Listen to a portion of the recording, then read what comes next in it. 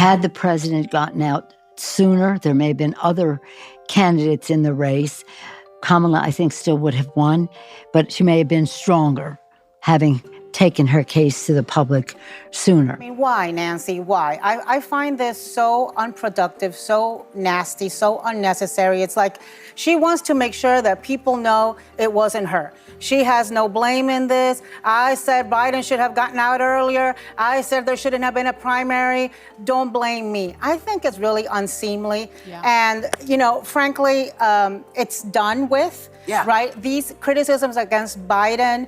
Look, we will never know if the result would have been different had Biden stepped off earlier. We will never know if the results would have been different if he had stayed in. We will never know if the results have been different if there had been an open primary. What we do know is that Biden is in there for the next 2.5 months.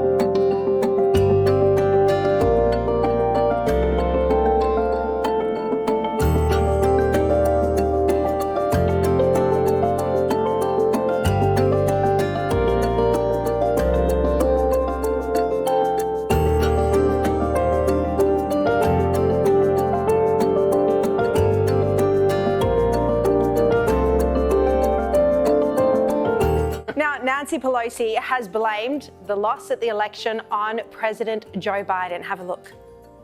Had the president gotten out sooner, there may have been other candidates in the race. Kamala, I think, still would have won, but she may have been stronger, having taken her case to the public sooner. The anticipation was that if the president were to step aside, that there would be an open primary. Steve Price, it is true that if Biden would have stepped aside earlier, a proper primary process could have been run, a stronger candidate would have been found. It probably wouldn't have been Kamala Harris. You get a proper primary, you get a proper candidate, which wasn't Kamala Harris. But Nancy Pelosi, I mean, who needs her as a friend? I mean, poor old Joe Biden. I mean, we all felt sorry for Joe Biden for years as he stumbled up the stairs of the aircraft and couldn't remember his name. But Pelosi was sitting there that whole time and they let him hang there on the branch and finally they had to cut him down. But to now come out and say that, I mean, I feel sorry for Joe Biden, to be honest. I mean, that is a disgraceful behaviour by someone who has, worked off the back of Joe Biden for years. Look, he should have stepped aside earlier. He was thrown out ultimately by Barack Obama and by Nancy Pelosi.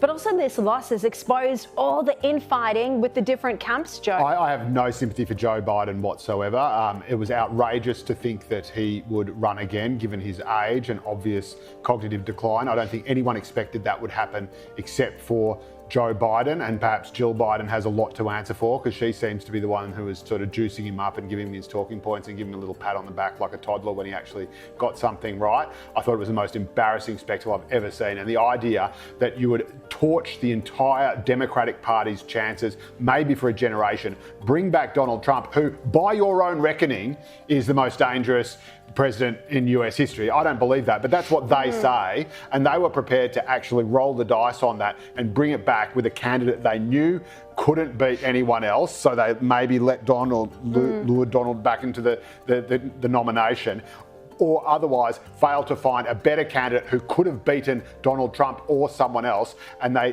did all of that, by their own admission, brought the most dangerous man in the United States back into the White House just for the sake of one man's vanity, one man's personal legacy project.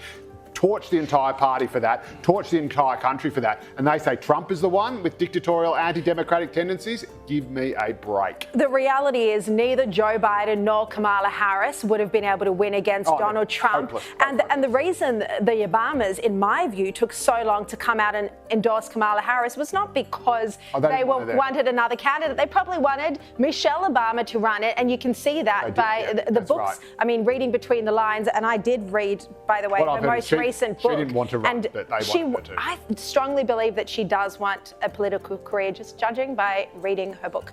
Anyway, time will tell. Joe Hildebrand, Steve Price, thank you both so much.